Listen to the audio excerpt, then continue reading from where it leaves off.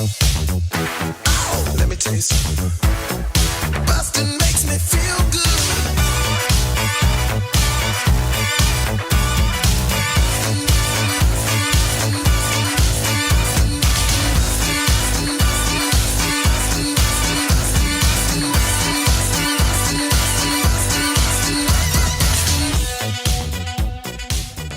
Hi, everybody. Welcome to Blockbusting, the podcast where we love to hate movies. I'm your host, Jay Light. Joining me from sunny Kansas City, Missouri, we have one window open. It's there. It's, Yes. I promise you. It is my friend, the wonderful Dante Powell. What up, man? What's up, dude? It's so good to see you. Pleasure's mine. I'm happy to be here. Dante and I met years ago. He featured for me in Little Rock on a show, and then we both had albums come out during COVID times, right at the beginning.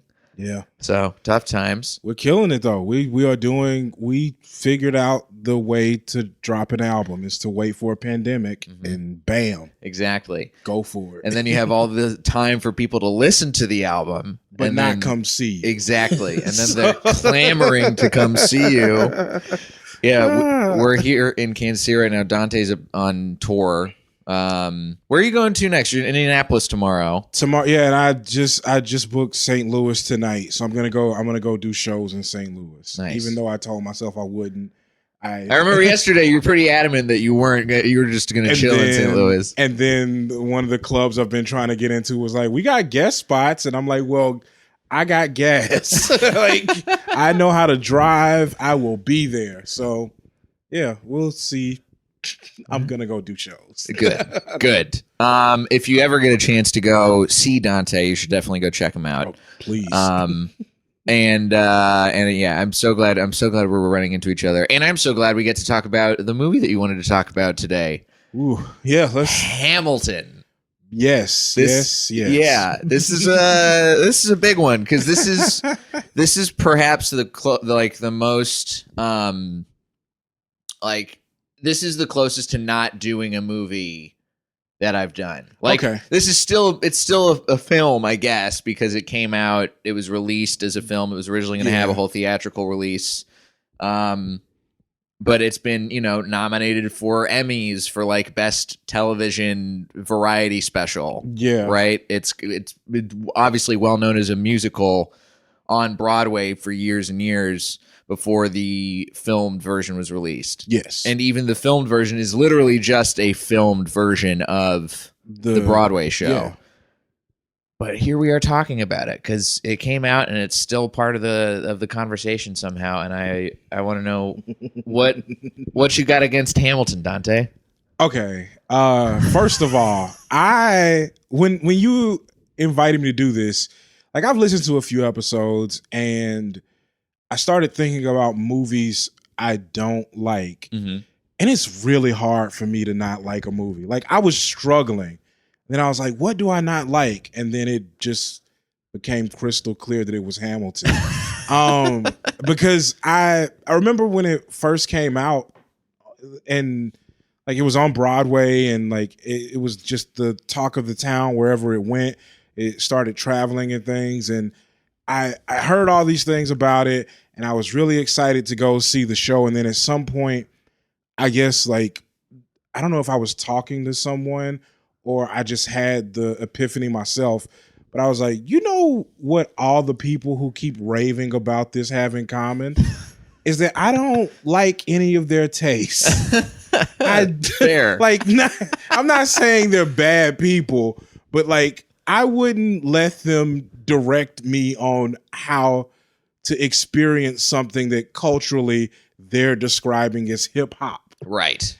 And so it just became a thing where I was like, I don't think this is going to be it. And then I stepped out of that and I was like, nope, if it's on Disney Plus now, once I found out it's going to be coming out with the theatrical and Disney Plus debut, I'm like, I want to at least watch it. Sure. Maybe there is something to it. And this is how we bridge that gap between me and the culturalists.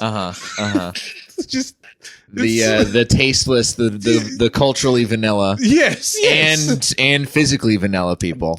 There we go. And so as I like started to watch, the trek into Hamilton just like wrecked me. It just wasn't good to me. It was so bad. And I'm a history guy. Like I love early American history. Okay. I love like Civil War, Reconstruction, the American Revolution. I love all that stuff. Like when I'm on the East Coast, I go to these. I've been to Gettysburg more than once. I've been to these. Like I've been to Williamsburg, Virginia. I go to all these places, and I like love checking out like the history. I love seeing the cobblestone roads. I love seeing where Thomas Jefferson was like holding slaves. Like I'm like that's you get what I'm saying. I get what you're saying. I'm not someone who's like, no, I'm not interested because it's boring. I'm actually a little bit into it. And history, I think, is interesting too. Like saying, I'm glad that you are like coming from that standpoint too, because like anybody who dismisses something because like they say like history is boring, they just don't understand how like cool and interesting history is. You just have to, you have to get over some of the things, and then you dig deep, and there's a lot of really fascinating stuff that's gone on. But because it's like there, you're like I've been to like if you ever get a chance and you're in Memphis and you go to the National Civil Rights Museum at the Lorraine Motel where Dr. King was murdered, it like you feel I don't even know what it is, but you feel it, and that's cool to me. Yeah. I remember I felt that same way the first time I ever went to the 6th Floor Museum in Dallas. Oh yeah, which is it's a crazy museum, and it's all at the 6th floor of the Old Book Depository. Yep. You're right there. It's just like being immersed in it when the stories of history are told in a compelling way and in a way that makes you feel immersed and really like helps engage you in it. Then it's some of the best stories that are out there, and they're true. That's the dope part. And so I start watching Hamilton, and it is like the people in it. Let's start there. I think they're incredibly talented. They are so good. Yes. Like they can sing, they can dance, they can act. But boy, is it like I was wondering, like, is it the material itself? It's not their performances, I don't think, but it's too much of all the things that can overwhelm me. Okay. It's that new thing where like apparently we're woke enough as a country that like historically white people can be played by black people. Sure. And I'm not opposed to that. Like pick who you want for what you want. But if you're going to go that far, get actual rappers. Like get people who like have studied the craft, who and don't get me wrong, I understand that like these performers understand breath control and like all that good stuff, but get someone who can put an eye on it that is a little more authentic in the hip hop of it. Okay. Because it felt like you just took what theater wanted from hip hop and put it into this thing, and you didn't take any of what hip hop might have actually wanted in it and put it in there. Sure. It was just like theater kids were like, we want to rap now, and that's enough. And the rap portion of it was just too much because well, because the only person out of the original cast who actually has any real sort of rap experience is Daveed Diggs. I have no idea who that is. He was the guy who played Thomas Jefferson in Lafayette. Oh, okay, yeah. But he was in like, it's like experimental hip hop groups, right? So like if you look it up, it's like I looked him up beforehand because I saw it, you made that point, and I was like, you're right. I wonder, because I've never heard of this group that he was in, And I do think out of all of the performances, he's one of the people who gets singled out as having a really standout performance. He does, yeah. And I think when I watched it again, having like knowing that he's probably the only person who knows how to like actually rap to any degree, I think it helps his performance. But everybody, like Lin-Manuel Miranda, he's a great. He can write, like he can craft the whole show well, but I don't think he's the best performer. I don't think he's a very good rapper. That's where the difference is. Like I know this is like terrible. I can't believe I'm about to say this. But like if you take someone like T.I., who isn't going to give you probably the chops you need for a stage production and that sort of acting. Like he's done movies or whatever, but like I don't know that he has the chops to get up there for however long it was. It's almost a 3-hour show. Yeah. Oh, it's crazy. What a time to be alive. So I don't know that he has the chops to maybe carry something like that. But there are some people in even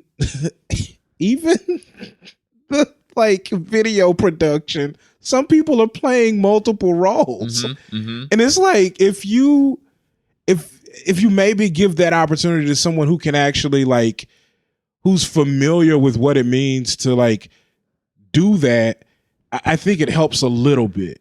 I'm surprised that over the course of Hamilton existing and continuing to exist, that they haven't done the classic Broadway thing of like stunt casting somebody, because they, Broadway stunt cast people all the time. For sure. Who, well-known actors and actresses in lead roles. Yep. Why can't you get a T.I. to play one of these? Why can't you get like Lil Wayne to play one of these roles? Yeah. Right? Ludacris is out there. Yes. Like, you've got these people who like, okay, this is terrible of me to say too.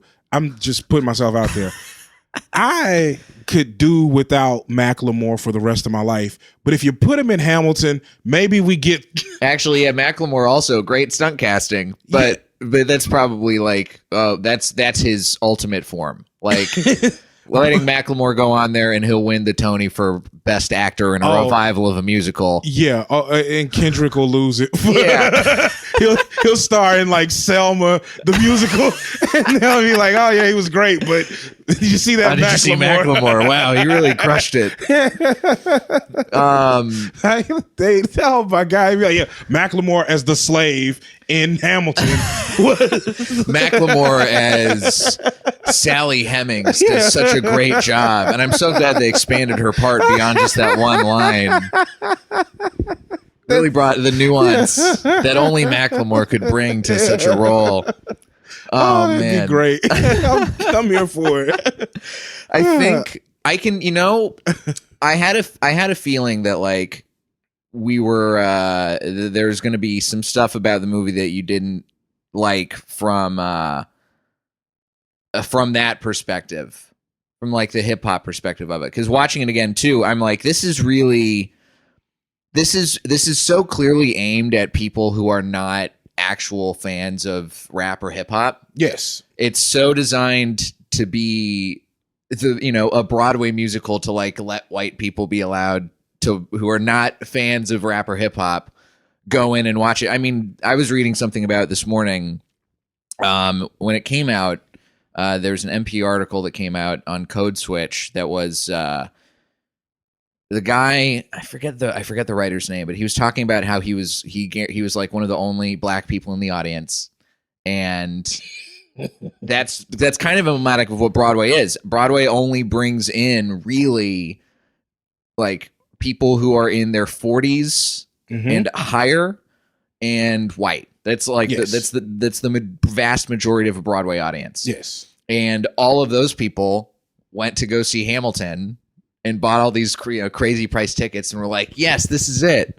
This is what I was searching for all along. Yes. And all the people who couldn't make it out there in time, they watched it on Disney Plus on 4th of July, like my family did. Yeah. And they were like, wow, this certainly, yes, I understand now. Even though they also, this is one of the big complaints I have, is not with the movie itself, but with the audience for the movie that it cultivates, is them being like, oh, I had to turn on subtitles to really watch and pay attention to this movie. And I watched it again, and I was like, how do you need subtitles for this? Yeah, it's incredible. This is not even that impossible to understand. You know, I think that also stems from this part of it that, like, you know, they used to do the lotteries with the tickets because the prices were so crazy high, and then someone was like, a hip hop show with these and they're like, no, we'll do a lottery and we'll do a poor people handout.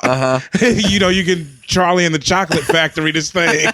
And so, like, I don't know. I think for me, like, the people who are like, I watched it with the subtitles and it changed. That also stems from that thing of like, oh yeah, you just need to like take on how actually deep it is, and there's all these double entendres of like, and it's really not that hard. Like, it's not hard at all. It's not. It's very straightforward.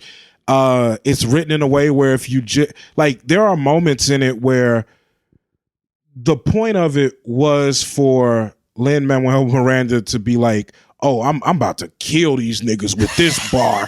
And it's not, and it just don't hit like that. When he's doing all the, like, he's trying to do the flipping of the word, and I'm but got it. And there's so much of that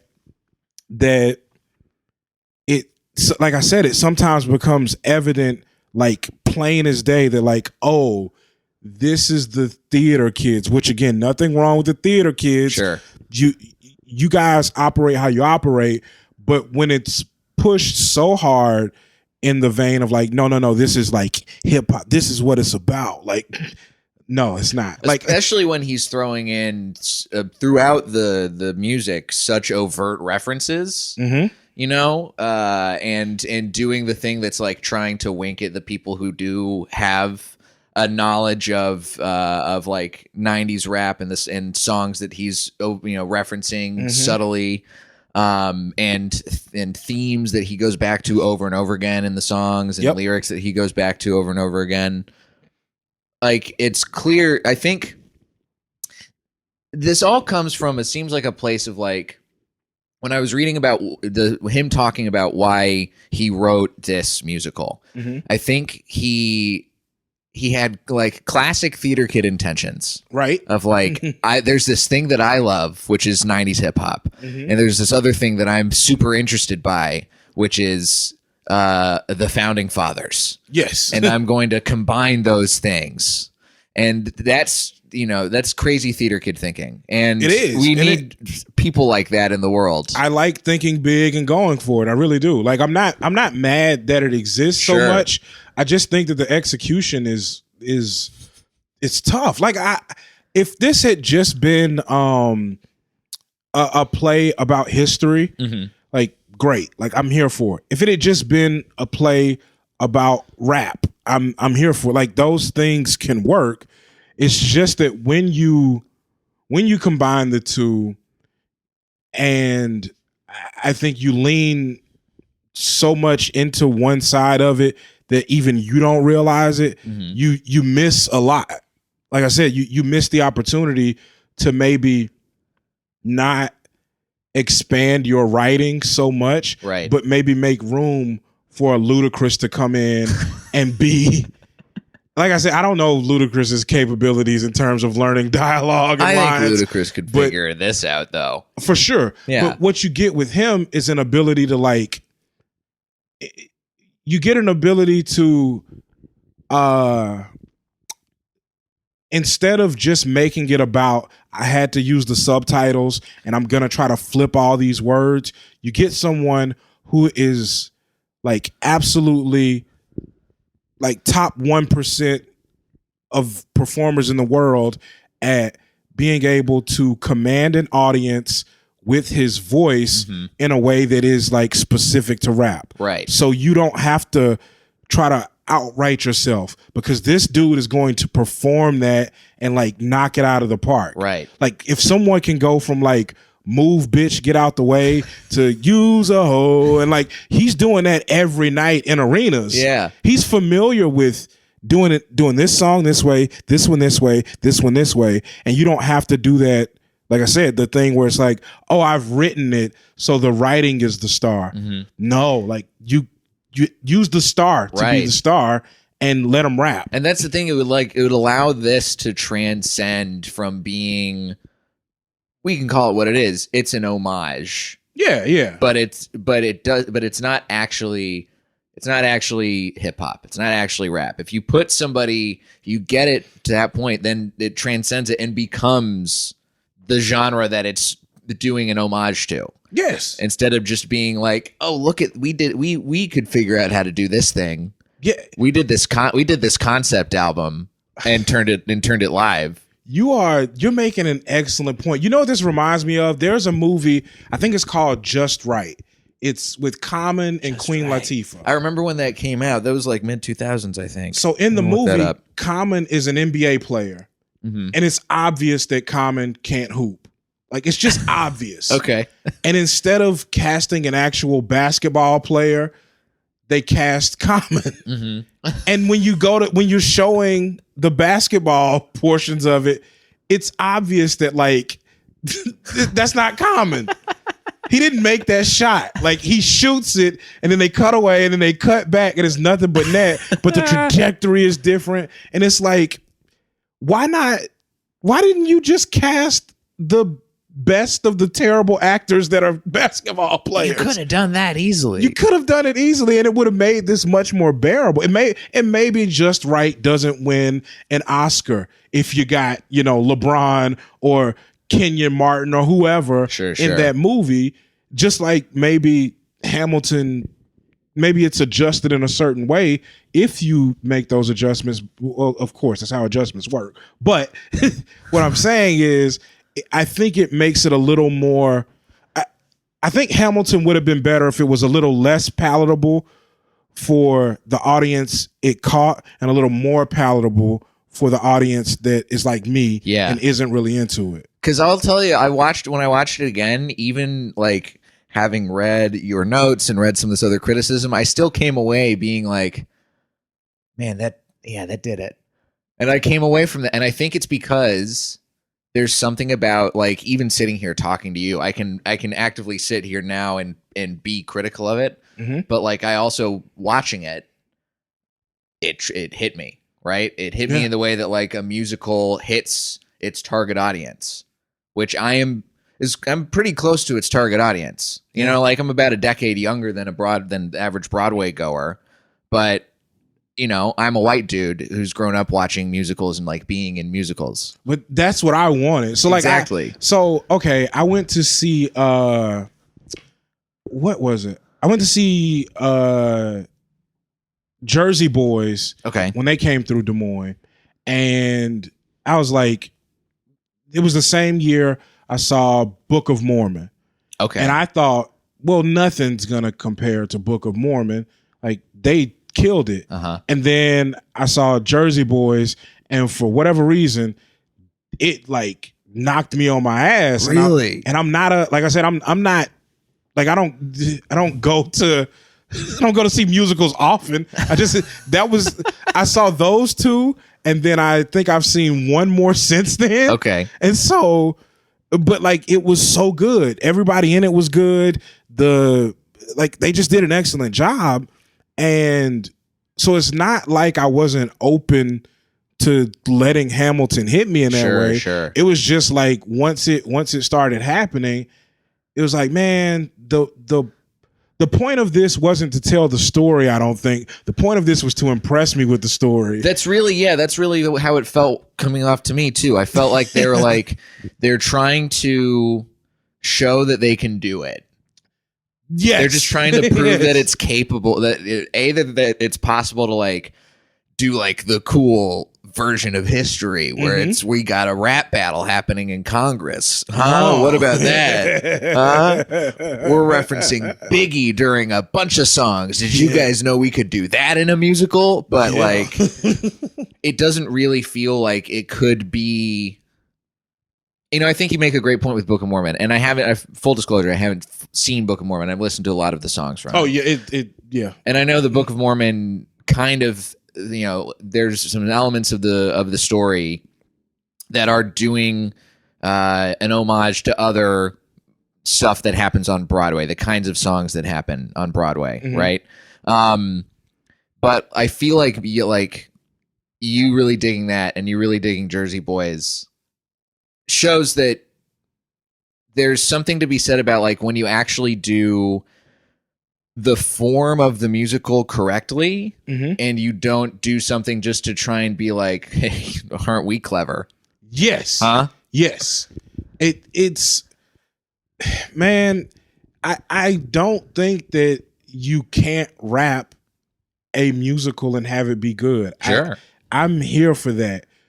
But I also think that like rap as an art form itself is like it's not something that you can't hammer it into the whole. Mm-hmm. You have to work around what it is. Sure. Like that, trying to fit it into your thing, just it never works. You have to try. The musical needs to try to fit into rap. You don't need to try to fit rap into the musical. Right. And that's the mistake there to me.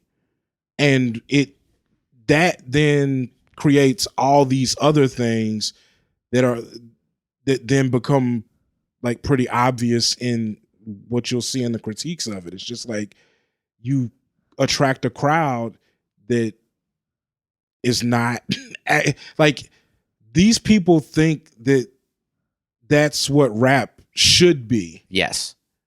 And it's like, cool, like live your life. I can't tell you how to operate. Right. But you're wrong. Yeah. You're so wrong. And that's the other thing too. It's like I think a lot of the criticisms that I have seen lately is that obviously there's a big there's a lot of criticism of it from the historical perspective too, which is sure this story is being told and it's attracting a whole bunch of different audiences. And I think that it's attracting audiences on one side, if we're talking from like a political standpoint, right? It's attracting audiences. It's attracting audiences on the left because it's like, oh, this is this cool progressive musical, and we cast all the roles of white people as black and brown people. Yeah. And then on the right, there's all these people who are like, this is about the founding fathers in America. And I guess there's rap too, but I love it still because it's about America. And, Go us. and when you do that, I think that it allows people to think that the way that this we're getting the culture police is coming to get us right now. Yeah. Oh my God. About it. Like the way that this movie and musical were made, and by the fact that it is like creating this wide swath of an audience that's going to attract all of the people in that audience are going to watch this. And a lot of them are going to come away being like, yeah, they got it right. They did this thing right. When, if you look at it from a perspective of is this rap, is this hip hop, or are we just saying that it's a rap or hip hop musical? That's not correct. The history of it is obviously not correct, which is another thing that the criticism gets levied at for sure. Like the biggest criticism that I see over and over and over again as I'm reading some of this stuff is that it's a lot of very revisionist history. Yeah. There's a lot of stuff that's going on where, you know, in the way of trying to make Hamilton look like the progressive hero that he is sort of, you know, in Lin-Manuel Miranda's version of historical events is trying to be. Yes. We cut out the fact that his mentor and idol, George Washington, was a slave owner. Yeah. We cut out the fact that he helped procure slaves for his wife and in-laws. Because, well, we can't have the guy who's the hero of the story who talks so much shit about Thomas Jefferson owning slaves, which they reference a bunch in the show. They want you to know that, hey guys, we know about it. We know, but not. We don't want to talk about ours. No, we're definitely not going to talk about ours. Well, it's fun. Like you said something really interesting, and it's one of the things that really sticks with me about this. It attracted the like left leaning, oh, this is progressive audience. It attracted the more conservative, right leaning America audience. I wonder why they didn't think more about attracting the I love rap audience. I don't know why they didn't. That's when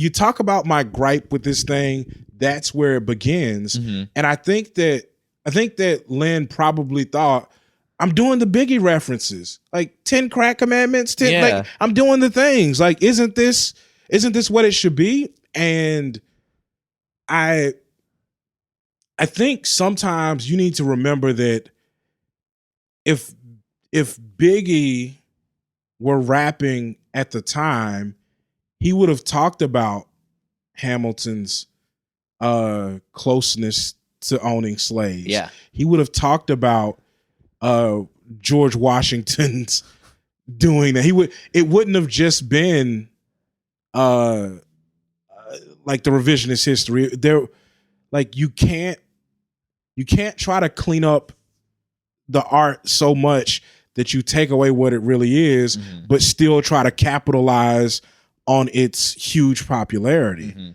And so it like I don't know, man. It just after a while became this. It just became a thing with me where what was the point? Was it the thing you talked about where it's like, I just need to prove how clever I am? Was it that I think Alexander Hamilton is an interesting story and it needs to be told? Is it all of that? Is it I love rap, but I don't have access to it and I'm trying, like whatever it is, it missed the mark on a larger scale to me. Sure. Because it didn't pinpoint any of that, or like it didn't seem to. Yeah, it seems like, and I totally get this. It seems like it's trying to just do too much. Like it's trying to cast as wide of a net as possible and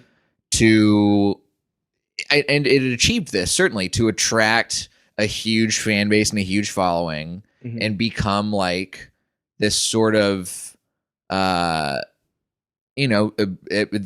a reason people call it like, oh, it's a revolutionary musical. I think it's because, for better or for worse, it's still like totally changed the way that people, at least to some degree, approach like crafting a musical and like, this is what a musical can be. Yes. And I hope, here's what I do hope, especially after, I mean, I can hope for Ludacris being in the touring cast of this all day. Yes. But what I actually hope is that like this maybe will be a bar that is set that somebody very soon will clear. That's the hope, is that there's somebody out there who is at his like middle school while somebody's beating on the table and he's freestyling, and then he goes to high school and he's like rapping every day, and then somebody sees him and sends him to some college with a theater school, and he learns screenwriting, and now the foundation is there. Yeah, it isn't. Oh, I have I'm trying to prove a point. This is who I am. This is how I'm expressing it. Yes. And it's not done. There's no motive behind it other than like that person being true to themselves, and it presents in that way. And so like there has to be a kid right now in some high school in Atlanta that's going to go to Morehouse and eventually come out of there and go, you know what? I know how I'm familiar with screenwriting. Let me go ahead and write the musical about Dr. King. Let me write the musical about the story of Outkast and Dungeon Family. Oh, that would be great. Like there's so or do much stuff from like the Memphis rap scene too, like some of the drama from there. There's so much out there that's available, like even just within rap. That's not even like I'm just gonna go with black culture in general. Like we had to tell Michael Jordan's story in Space Jam. Like it was just a chunk. It was just like, you guys remember he didn't make it on the team, and like since then there's been so much other stuff. Like, oh my! If somebody adapts The Last Dance to be a musical, dude, listen, just cast athletes. That's all I ask. Cast athletes, but let Macklemore be Phil Jackson. Yes. Steve Kerr. Yeah, there you go. Kerr, there you go. So he can play a dual role. He's the only one who's allowed to play a dual role. Bringing it back. Look, man, there's so many stories that can be told about black and brown people that are American history that still can fill that same space as Hamilton. So you're right. I'm glad that it set that standard and it does exist in that way. But think about how much black people love Barack Obama. Someone's gonna write that musical. I hope someone's gonna explore these things. And if this is the catalyst for that, I don't begrudge it on that end. I may not participate in it, but that's good in the overall. It's just that as it exists, I don't care for it. That's where I am. You know what? That's totally fair. I think, obviously our dream that we have expressed in audio doesn't exist yet. But if there are some other, from a historical standpoint, some historical stories that have been told in film that you think people should watch instead of popping Hamilton on Disney Plus again this 4th of July, what do you recommend? I was asked this before the podcast, and I thought of some things, but then I was like, the best story out there that's available, and I already kind of sold it a little bit, is gonna be LeBron. It just is. Okay. And not Space Jam 2 not Space version Jam of 2. LeBron. But so every hero we've had in the black community to some degree, we can't do Cosby, we can't do R. Kelly, can't do any of those people. Jay-Z is a billionaire and people hate him now. But LeBron operates in this space where he has been sustained excellence on and off the court. When you think about why people don't like LeBron, it's either because he doesn't play for their team or because of the decision. Right. And I don't think of him as I just like that for whatever reason in America, when you tell the stories of the founding fathers, I know they owned slaves, but I still admire the way the country was founded. And it's a tough duality to exist in. Yeah. Because it's that's evil, but without that, there is no Dr. King. There is no my parents. There is no a lot of what I come from is based on that. And so then I think about the way that their stories are told, even with that evil, and the praise that's heaped upon them. And then I think about the black stories that are told where a lot of our heroes are either murdered or done away with by telling us how bad they actually were. And then I look at LeBron and I'm like, he's going to get out clean. He's going to get out clean. And the only complaint will be Skip Bayless saying he doesn't take last second shots. Sure, yeah. But let's talk about the kid from Akron, Ohio, who made it to the NBA. He's 6'9", fair enough. But there are a lot of people who are 6'9" who aren't in the NBA. Very true. There are a lot of people who are 6'9" who just get asked if they play basketball all the time. Okay? So there are a lot of people who are 6'9" who can't defend LeBron in the NBA. So his excellence is based on his work. His excellence is based on his commitment. It's based on all the things we ascribe to heroes here. So we got to tell that story at some point. And maybe it won't be in my lifetime, but by the time my kids or grandkids come along, we'll have this person to look back on, and that's dope. And then I say that, and I want to also mention that this also exists for Tom Brady. It's just that's all true. The same stuff. All the same stuff. I love that he has sustained excellence, and sports is kind of my thing. So those are the stories that I'm very interested in, because it's like the biggest mistake he made was having a Make America Great Again hat in his locker. Yeah. And then he kind of like backed off that. So it's like, but let's talk about how these people were able to achieve greatness and not have the duality of evil or wrongdoing attached to it. Sure. Let's celebrate actual excellence. That's going to be dope. I can't. Well, you know what? I can't wait to see those stories. Yeah. You're spot on. I just got chills. Oh, well, Listening to you talk about these. Oh my God. I love it, man. I wish there was more we could look to in general where it was. The kid from Akron Yeah. wins Tony for best musical, wins Pulitzer. Yeah. Kendrick Lamar gets his second Pulitzer Prize for writing the lyrics.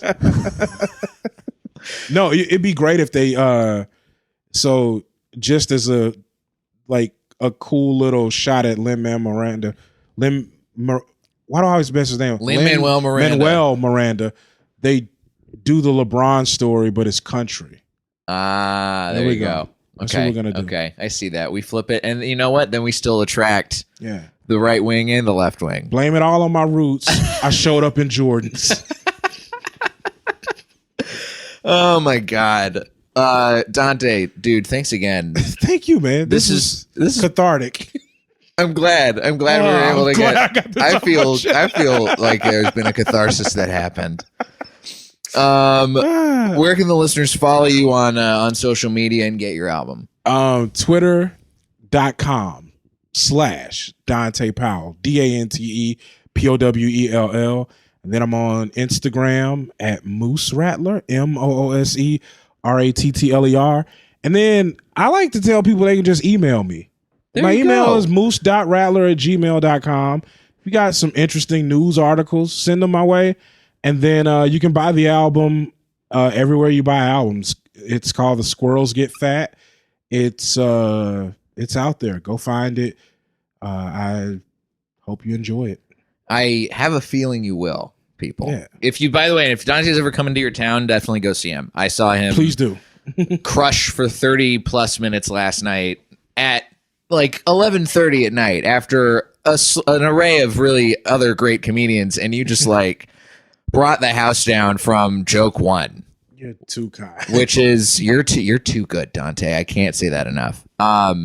You can find me at Diet J on Twitter and Instagram, jlightcomedy.com for show dates. And if you like the podcast, please consider subscribing on Patreon. You get access to bonus episodes. You get access to my film library if you subscribe at the $5 level.